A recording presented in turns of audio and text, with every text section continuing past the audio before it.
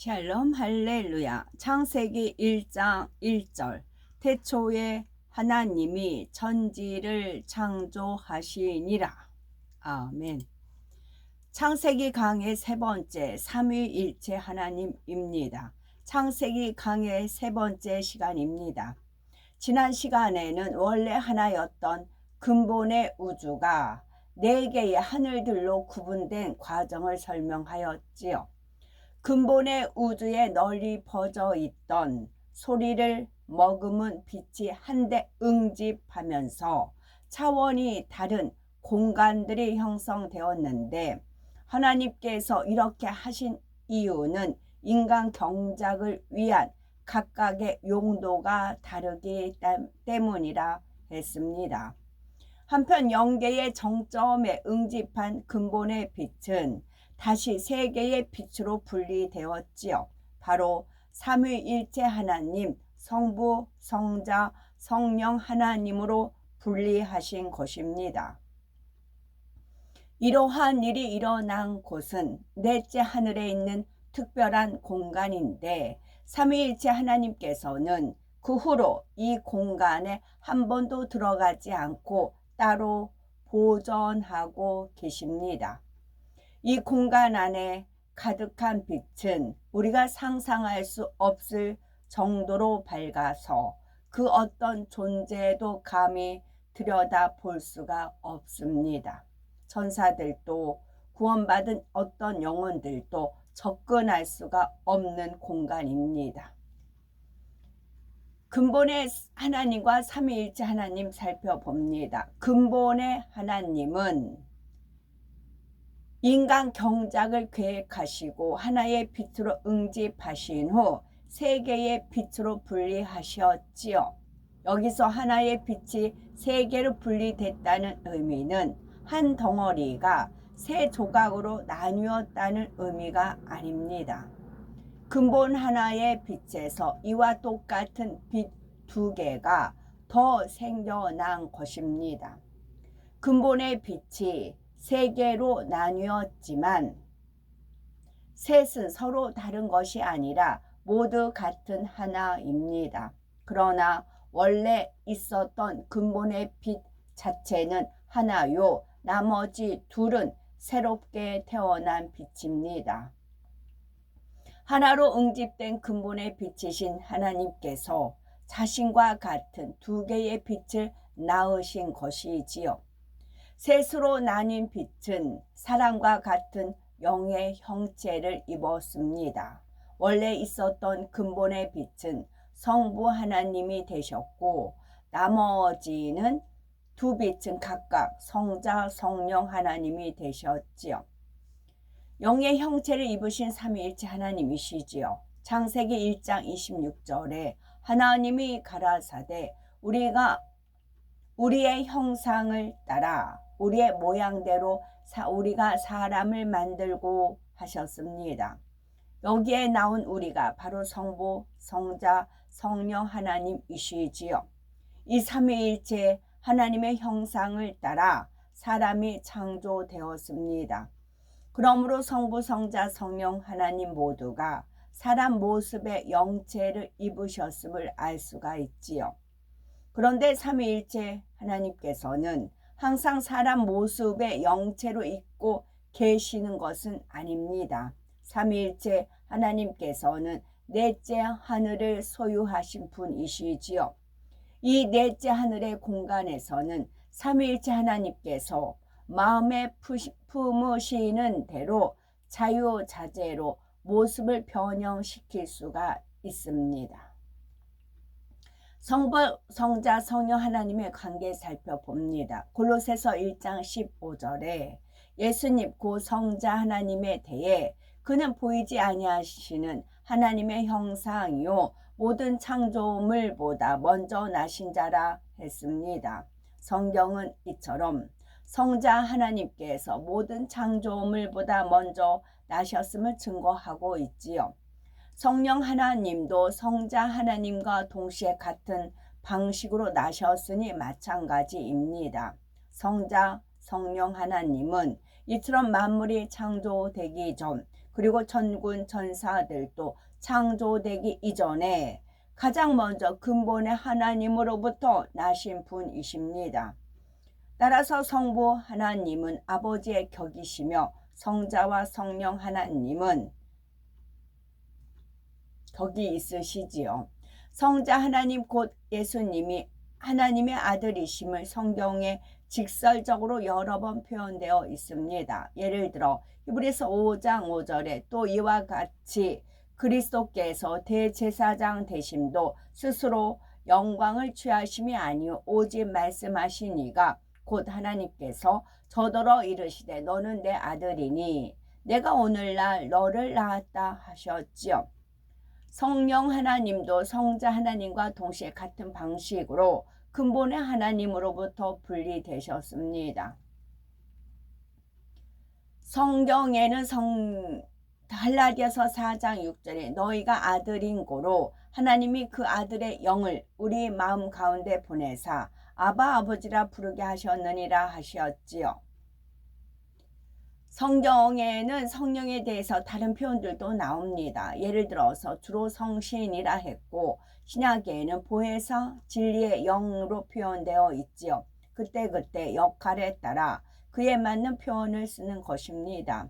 그런데 성령님의 가장 근본적인 주기는 우리가 하나님을 아바 아버지라 부를 수가 있다는 겁니다. 믿음으로 하나님의 자녀가 된 우리 안에 성령이 계시지요.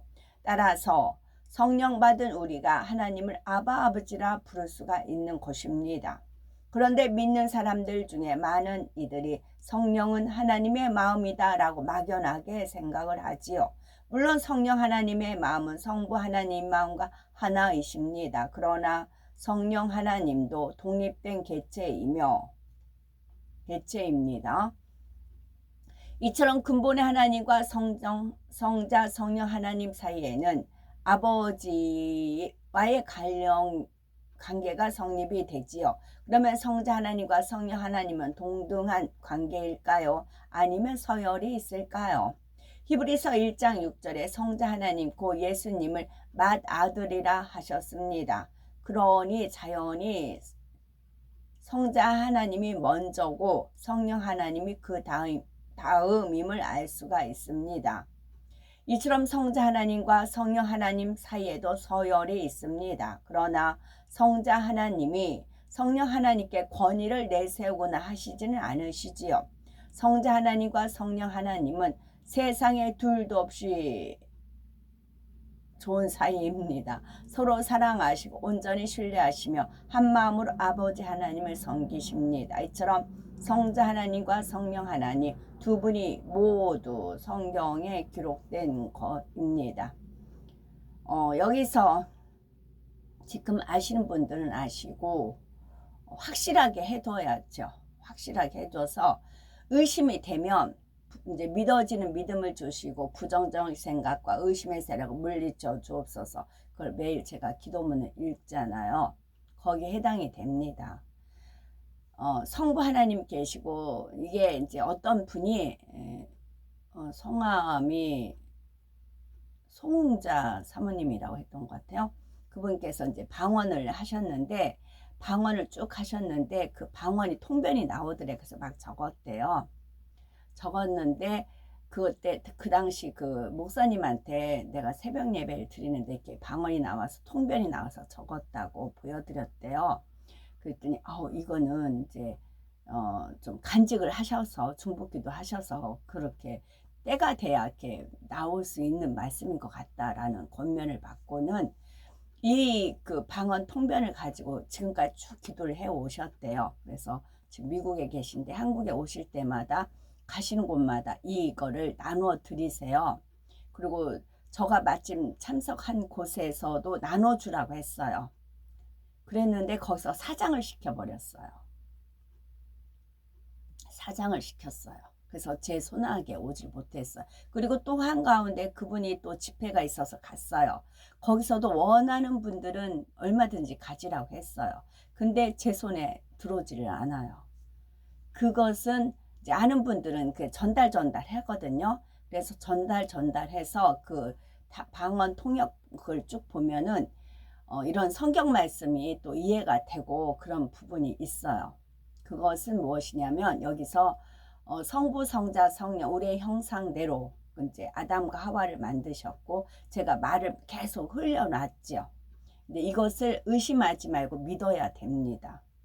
그건 뭐냐면 다 뭐 우리가 신부라고 하지 않았느냐. 성령과 신부가 했을 때 신부, 성령은 성령이고 신부는 교회라고 할 수가 있어요. 신부는 이제 교회라고 할 수가 있고 주 예수님과 성령님이 혼인이에요. 아담과 하와가 부부 연을 맺었잖아요. 그런데 그때는 동물들만 있었고 피조물 사람은 없었어요. 예식을 안 했어요.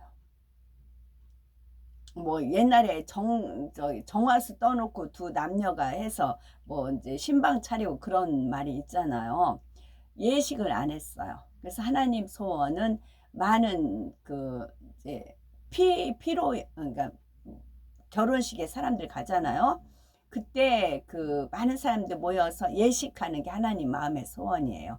성부, 성자, 아니 성자, 성령 하나님이 예식에 부부의 연을 맺는 거예요. 그러니까 예수님이 첫사람 아담이고 하와는 성령은 둘째 하와인 겁니다. 그래서 지금 제가 방언기도 제가 방언도 제가 그거 이따 읽어드릴 거거든요. 온전한 것이 오면 방언도 끝이고 애언도 끝이고 폐하리고 그 말씀에 해당이 됩니다. 그래서 이제 제가 지금 방언기도 안 하는데요. 그 할 때는 제가 할 때 하와라고 그렇게 기도를 해요. 하와. 그것이 30대부터 그랬다가 이게 이제 뭔 뜻인지 몰랐다가 이제 아버지 하나님께서 풀어주신 겁니다. 우리가 신부라며 그러잖아요. 근데 우리 이제 그래서 그 단군 신화에 그것이 나온 겁니다. 하늘에서 내려온 거, 그다음에 그러니까 짐승이 이제 곰이 여자가 돼서 이제 하늘에서 내려오는 거 혼인하고 이런 게 해당이 되는 것입니다. 여기에 대한 거 아주 구체적으로 하나님께서 했고 여기에 대해서 잘못 지금 풀어서 그렇게 이제 착각 속에 그 착각을 하는 거는 원수마귀 사단이 착각을 하게 하고 욕심을 불어 넣어주고 그런 겁니다. 그래서 이게 완전히 그 증거물인데 이제 뭐 때가 아니니까 이제 그랬는지도 모르지요. 그래서 이거를 전달 받은 분들은 믿음이 있어서 지금까지 변함없이 달려가시는 분들이거든요. 그래서 우리가 세례 요한과 같이 친구가 신부를 취하고 아니 신랑이 신부를 취하고 우리는 이제 신랑과 같은 친구의 기쁨이 있으면 족하다 그 표현이 있잖아요. 들러리고 또 그와 같은 마음이 되어야 돼요. 내가 마음이 겸손하고 낮아지면은 그런 마음이 가져지고 이제 우리가 다 내가 몇 사람한테 이제 믿음을 주라고 가지라고 말을 던지면 이제 순간적으로 시험에 들어요. 우리가 다 신부라며 이제 그래요. 근데 하나님 아버지께서 원하시는 것은 신부 다 이제 정말 마음이 선하고 착하고 진리와 함께 기뻐하는 마음이 있으면 신부를 보고 함께 기뻐해 주는 겁니다. 아버지 하나님이 그걸 원하세요. 신랑 신부를 보고 함께 기뻐해 주고 행복해하고 그걸 원하세요. 그리고 이제 천상에서는 이미 다 알잖아요. 비밀 없이. 그러니까 얼마나 들뜨고 얼마나 행복하고 얼마나 기대에 차고 그러니까 베드로가 저한테 형수님이라고 부르고 그것이 마음의 원이라니까요. 사도 바울뿐만 아니라 믿음에 이미 천국에 올라간 분들은 얼마나 기뻐하겠어요. 이루 말할 수가 없이 기뻐하는 거지요. 이 기쁨을 우리도 소유를 하셔야 됩니다. 그거는 진리와 함께 기뻐하며 진리는 곧 예수 그리스도이고 성령은 진리의 영이라 했잖아요. 그러니까 진리와 함께 기뻐하며 입니다. 이 마음이 안 되면 지금이라도 이 마음을 갖게 해달라고 기도를 하셔야 됩니다. 전에도 제가 이런 말씀을 드렸었거든요. 왜 그러냐면 어제도 이제 그 순서에 따라 성냥팔이 소녀를 이제 쭉 읽던 중에 그 아버지 하나님께서 제가 그 추위와 배고픔과 막 정말 죽을 수밖에 그런 그 소녀팔이 소년이었어요. 단지 내가 뭘 팔 그런 능력은 없지만 그 시절로 이끌어 가시는 겁니다. 그거를 읽는데 그래서 이거는 자기가 체험하지 않고는 나올 수가 없는 거예요. 그 아버지 하나님께서 그랬어요. 신적인 능력은 아버지께서 얼마든지 부여해 줄 수 있어요. 저한테 권능도 주고 뭣도 주고 얼마든지 하실 수가 있어요. 그거는 아버지가 소유하고 계시는 거니까. 그러나 인간으로서 생사화복을 주관을 하시지만 생사화복을 내가 체험하고 누려야 그 슬픔 있는 사람 같이 울 수가 있는 것이고 주님과 같이. 그래서 성냥팔이 손이 그 한 대목 짧은 그 6분인가 되는데 그거를 읽으면서도 내 그 어린 그 고생했던 삶을 하나님께서 파로나마같이 펼친다는 겁니다. 그거는 아버지 하나님께서 선물을 쥐어줄 수가 없대요. 내가 스스로 겪어야 된다는 거예요. 그런 겁니다. 그리고 아무리 적그리스도가 나타났다 해도 그래 맞아 그걸로 끝나요. 알려주면 뭐예요? 목적이 있잖아요. 기름 준비하라고. 아는 거하고 이게 안다고 해서 되는 거 아니에요. 제가 누구라는 거 아는 사람은 알아요. 알면 뭐예요? 왜 그러냐고요. 왜? 기름 준비하시라고요. 천국이 있으니까. 천국과 지옥이 있으니까. 천국을 같이 가자. 그런 겁니다. 먼저 욥기 1장 6절에는 하루는 하나님의 아들들이 와서 여호와 앞에 섰고 사단도 그들 가운데 왔는지라 했습니다. 또 욥기 38장 7절에 그때의 새벽 별들이 함께 노래하며 하나님의 아들들이 다 기쁘게 소리하였느니라 하였고요. 로마서 8장 19절에는 피조물에 고대하는 바는 하나님의 아들들이 나타나는 것이니 했습니다. 단 창세기 6장에 나오는 하나님의 아들들은 다른 존재를 가리킵니다. 어떤 사람들은 성경에 넣어놓은 하나님의 아들을 천사들을 뜻하는 것이라 말하기도 합니다. 심지어 영어 성경 중 어떤 버전에는 하나님의 아들들 부분을 천사들이라 번역해 놓기도 하였지요. 그러나 천사들은 결코 하나님의 자녀가 될 수가 없습니다. 히브리서 1장 5절에 하나님께서 어느 때에 천사 중 누구에게 네가 내 아들이라 오늘날 내가 너를 낳았다 하셨으며 또다시 나는 그에게 아버지가 되고 그는 내게 아들이 되리라 하셨느뇨 했습니다. 하나님께서는 천사 중 누구에게도 너는 내 아들이라 하신 적이 없으십니다.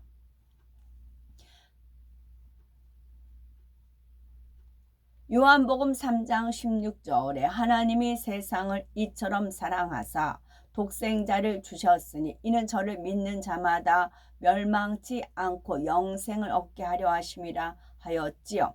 사도행전 4장 12절에 다른 이로서는 구원을 얻을 수 없나니 천하 인간의 구원을 얻을 만한 다른 이름을 우리에게 주신 일이 없음이니라 말씀과 짝을 이룹니다. 우리가 믿을 때 구원받을 수 있는 이름은 오직 예수님 한 분뿐임을 말씀하신 것이지요. 마태복음 16장 16절에 베드로의 신앙 고백처럼 살아계신 하나님의 아들이 되시면서 구세주가 되신 분은 오직 예수님 한 분뿐이십니다. 삼위일체 하나님의 마음과 성품 살펴보면 삼위일체 하나님의 마음입니다. 근본의 하나님께서 삼위일체 하나님으로 분리하신 후 각각의 영체를 입으셨는데 삼위일체 하나님 세 분의 영체의 모습은 서로 비슷하지만 똑같지는 않습니다. 세 분 모두 그 무엇과도 비할 수 없을 만큼 아름다운 모습이시지요. 성부 하나님은 아버지로서의 격과 위엄이 느껴지는 영체를 입고 계십니다. 그리고 성자 하나님과 성령 하나님도 조금씩 다른 영체를 형체를 가지고 계시지요. 이처럼 세 분의 모습은 조금씩 다르지만 그 마음과 생각을 비롯해 사랑과 권능과 지혜 등도 모두 하나입니다. 이는 삼위일체 하나님이 근본 하나이시기 때문에 그래서 삼위일체 하나님이라 하는 것입니다. 이러한 관계는 그릇과 그릇에 담긴 내용물에 비유할 수가 있지요. 삼위일체 하나님께서 각각 입고 계신 영체가 그릇이라면 세 분의 그릇 모양도 조금씩 다릅니다. 그러나 그릇에 담긴 내용물은 세 분 모두 100% 같지요. 곧 성부 하나님, 성자 하나님, 성령 하나님의 마음, 생각, 사랑, 권능, 지혜 등이 같습니다. 이처럼 온전히 하나이시기 때문에 성자 하나님께서 이 땅에 예수님으로 오셨을 때 느끼신 것을 아버지 하나님께서도 동일하게 느끼셨지요. 이는 성령 하나님도 마찬가지입니다. 예수님이 슬퍼하시면 하늘에 계신 아버지 하나님도 슬퍼하셨고 성령 하나님도 슬퍼하셨습니다. 또한 예수님이 십자가에서 고통을 느끼실 때는 아버지 하나님도 그 고통을 동일하게 느끼셨지요. 그래서 십자가에서 예수님께서 덜려 돌아가셨을 때 온 땅에 어둠이 임하고 땅이 진동하며 바위가 터지는 기이한 일들이 일어난 것이지요. 그 순간 모든 고통을 함께 느끼셨던 아버지 하나님의 마음이 이러한 일들로 표현되었기 때문입니다. 하나의 근본에서 세 분으로 나뉘어졌으므로 삼위일체 하나님의 영체의 모습은 조금씩 달라도 본질은 같으신 것입니다. 삼위일체 하나님의 성품, 삼위일체 하나님의 영체의 모습은 다르지만 본질의 영은 같습니다. 다만 세 분의 인성적인 면에 있어서 성품은 조금씩 다르지요. 그래서 성품이 조금 다르다는 의미는 원래 영체에 담긴 마음이 다르다는 뜻은 아닙니다. 마음에 있는 속성들 중에서 겉으로 더 많이 나타나는 분야가 각각 다르다는 의미이지요. 비유를 들면 똑같이 사랑이 많은 두 사람이 있더라도 그것을 어떻게 표현하느냐에 따라서 두 사람의 성품은 각각 다르게 느껴질 수가 있는 것이지요. 영적인 사랑에는 온유한 면이 있는가 하면 불의를 기뻐하지 않는 면도 있습니다. 이때 영적인 사랑을 온전히 이룬 사람에게서 불의를 기뻐하지 않는 면을 본다면 강하다고 느낄 수가 있습니다. 반면 온유한 면을 본다면 부드럽다, 포근하다고 느낄 수가 있지요. 그렇다고 해서 이때 부드럽게 느껴지는 사람이 강하게 느껴지는 사람보다 영적인 사랑이 더 많은 것은 아닙니다. 또한 강하게 느껴지는 사람이 부드럽게 느껴지는 사람보다 영적인 사랑이 부족한 것도 아니지요. 다만 겉으로 보이는 성품에 차이가 있는 것뿐입니다. 이와 마찬가지로 삼위일체 하나님은 모든 것이 하나이시지만 인성적인 성품 면에 있어서는 조금 차이가 있는 것입니다. 아버지 하나님은 완벽한 신성과 인성의 조화를 이루신 분이십니다. 그런데 성자 하나님과 성령 하나님은 아버지의 성품 중에서 더 많이 드러나는 분야와 조금 덜 드러나는 분야가 있습니다. 예를 들어 성자 하나님께서는 책임감 있고 듬직하며 강한 장자의 성품이 나타납니다. 즉 성자 하나님은 인성보다 신성이 조금 더 부각이 되지요. 반대로 성령 하나님은 신성보다 인성이 조금 더 부각이 됩니다. 그래서 성령 하나님께서는 섬세하고 감성적이면서 부드러운 성품이 더 많이 나타나지요. 이러한 이유로 인해서 많은 목회자들이 성령을 어머니에 비유하여 설명하는 것입니다.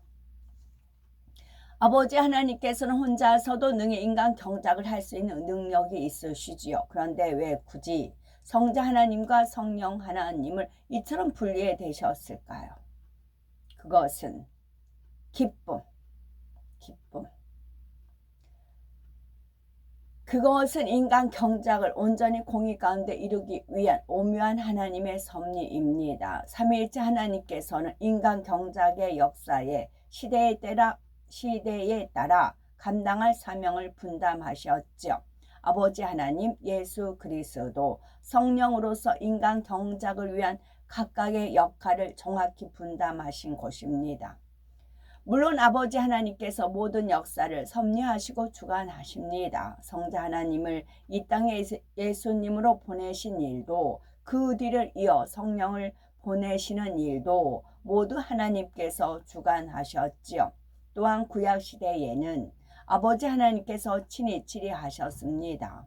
선지자들을 통해 말씀하시며 하나님의 뜻을 전달하셨지요. 그런데 죄인들을 구원할 구세주의 역할과 믿음의 자녀들을 돌보는 보혜사의 역할은 각각 성자 하나님과 성령 하나님께 맡기셨습니다. 즉 성자 하나님은 육신을 입고 이 땅에 오셔서 인류의 구세주 예수 그리스도가 되셨고, 성령 하나님은 보혜사로서 하나님의 자녀들을 진리로 양육하며 천국에 이르기까지 보살피는 사명을 맡으셨지요. 삼위일체 하나님께서 이처럼 역할을 분담하심으로 인해서 사단은 하나님께 전혀 송사할 수 없게 되었습니다. 예를 들어 예수님은 말씀이신 하나님께서 친히 육신을 입고 이 땅에 오신 분이십니다. 신성만이 아니라 사람과 같은 인성도 가지고 계셨으며 사람들처럼 인간 경작도 받으셨지요. 그런데 만약 예수님께서 신성만 가지시고 고통이나 슬픔, 아픔과 배고픔 등을 전혀 당하지 않으셨다면 사단은 당장 하나님께 송사했을 것입니다. 예수님은 인성을 가진 사람이 아니라 신성만을 가진 신이시기 때문에 사람의 죄값을 대신 치러줄 수 없습니다. 예수님은 인간 경작 자체를 받지 않았는데 어떻게 자범죄가 없다고 할 수 있습니까? 또 인성은 없고 신성만 있으니 십자가의 고통도 이겨낼 수 있었던 것이 아닙니까? 사단은 예수님이 구세주가 될 수 없다고 이처럼 하나님께 송사했을 것입니다. 하나님께서는 이런 것까지 모두 미리 아시고 성자 하나님을 인성을 가진 사람으로 이 땅에 보내셨지요. 사람으로서 모든 것을 철저히 겪게 하심으로 완전한 구세주의 자격을 갖추게 하신 것입니다. 따라서 사단은 어떤 송사도 하지 못한 채 예수님을 구세주로 믿는 사람들을 하나님의 자녀로 내어주는 것입니다. 성령께서 이 땅에 오셔야 했던 이유도 마찬가지죠. 구약시대에는 율법의 행위로 구원을 받았습니다. 그러나 십자가의 구원의 길이 열린 후로는 예수 그리스도를 마음에 믿을 때 구원받게 되지요. 그런데 만약 신약시대에 와서도 하나님께서 구약시대처럼 친히 치리하신다면 사단은 하나님께서 친히 치리하시기 때문에 사람들이 하나님을 두려워하여 예수 그리스도를 믿는 것입니다. 진정 마음 중심에서 진실로 믿는 것은 아니지 않습니까? 하고 또 송사할 것입니다. 하나님께서는 이것까지도 아시고 예수 그리스도를 믿은 하나님의 자녀들에게 성령을 선물로 주시는 것입니다. 성령은 하나님의 자녀들에게 죄와 의와 심판에 대해서 알려주시고 또한 아버지 하나님의 사랑과 주님의 사랑을 늘 깨닫고 느끼게 해 주십니다. 그래서 하나님의 자녀들이 두려움에서 억지로 말씀대로 사는 것이 아니라 스스로 하나님을 사랑하여 말씀대로 행하도록 도와주십니다. 또한 성령의 역사로 복음이 전 세계에 전파될 수 있었지요. 그래서 무수한 영혼이 예수 그리스도를 믿고 구원의 길에 이르게 되었습니다. 이처럼 인간 경작의 모든 것은 근본의 하나님 계획 속에 다 들어 있었고 지금까지 한치의 오차도 없이 그대로 이루어져 왔지요. 바로 이러한 하나님의 지혜와 계획 가운데 근본의 하나님께서 삼위일체 하나님으로 분리되셨던 것입니다. 홀로 계셨던 근본의 하나님께서 어떻게 왜 삼위일체 하나님이 되셨는지 말씀드렸죠. 하나님께서는 온전한 공의와 사랑 가운데 참 자녀를 얻기 위한 인간 경작을 하나하나 준비하셨습니다. 스스로 아들을 낳으시고 각각의 사명을 나누어 스스로 성자 성령 하나님을 낳으시고 사명을 나눠 주셨죠. 사람들은 누구나 자녀들을 낳을 때 그 자녀가 잘 커서 훌륭한 사람이 되기를 원합니다. 부모는 비록 고생하며 힘들게 살더라도 자녀들은 오직 행복하기를 원합니다. 그런데 하나님께서 아들 성부 성자 하나님을 낳은 것은 오로지 우리 인생들을 위함입니다. 우리의 죄를 대속하기 위한 화목제물로 삼기 위함이고 또 인생들의 연약하여 감당할 수 없는 부모를 대신 감당하기 위해서이지요. 성자 하나님과 성령 하나님도 아버지 하나님과 마음이 하나이기에 그러한 아버지 뜻에 온전히 순종하셨습니다. 이러한 삼위일체 하나님의 사랑을 우리 마음 깊이 새기셔서 더욱 중심으로 삼위일체 하나님을 사랑하고 기쁨이 되는 값진 열매 참 자녀로 나오시기 바랍니다. 아멘. 샬롬.